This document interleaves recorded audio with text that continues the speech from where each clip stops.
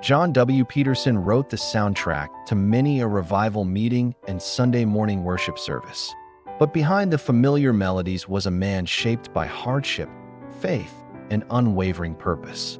Born November 1st, 1921, in Lindsborg, Kansas, he was the youngest of 7 children born to Peter Ephraim Peterson and Mary Adeline Nelson. When his father died unexpectedly, John was only 4, and his mother was left to raise the family alone. In that modest home, music became both comfort and calling, an early sign of the ministry that would one day touch millions.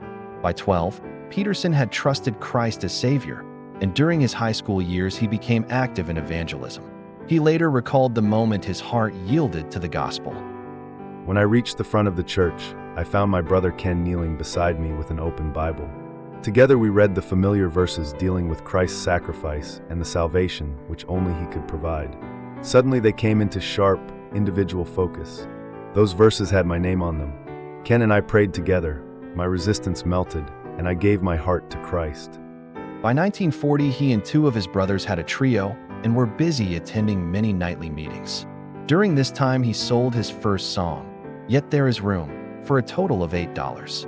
While he was still in high school, he won several contests, a voice scholarship, and a contract with a Salina radio station.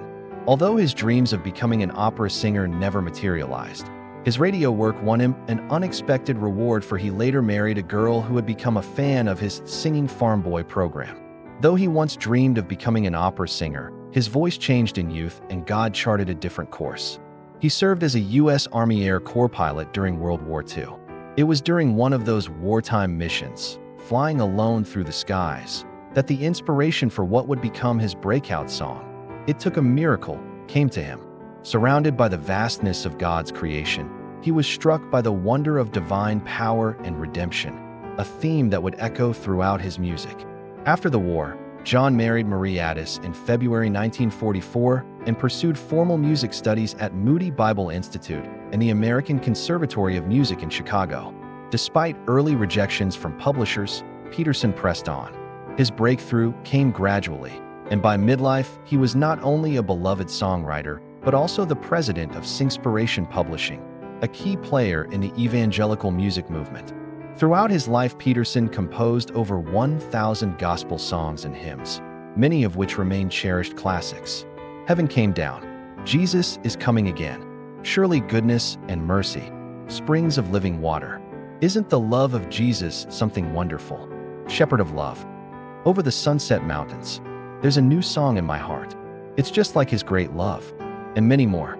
For Peterson, these songs were never just music. They were evangelistic tools. Many of his lyrics were written with a singular goal: to bring listeners to a place of decision about Jesus Christ. Songs like God's Final Call and Jesus is Coming Again were composed with eternity in view, often serving as the quiet voice that followed the sermon, urging souls toward salvation. As his ministry grew, Peterson began writing full-length musical programs, cantatas and anthems designed for choirs to perform during special services like Christmas, Easter, and evangelistic events. These works became staples in churches across America. While many knew him for his widely sung hymns, some of his most heartfelt writing appears in lesser-known pieces, like these stirring lines from "Teach Me to Trust."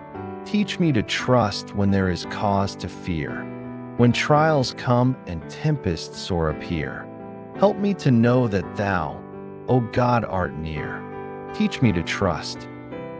John W. Peterson passed away on September 20th, 2006, but his music continues to stir the hearts of believers around the world. Songs shaped not only by melody and rhyme, but by a life surrendered to the Savior he loved.